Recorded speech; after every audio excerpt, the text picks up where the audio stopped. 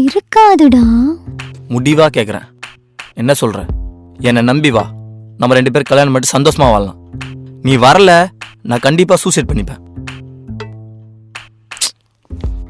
வாழ்க்கைங்கிறது ஒரு போட்டு மாதிரி. அதுல நீயும் நானும். இங்க பார், சுத்தி வளைச்செல்லாம் பேசாத, ஸ்ட்ரைட்டா மேட்டருக்கு வா. மேட்ரா?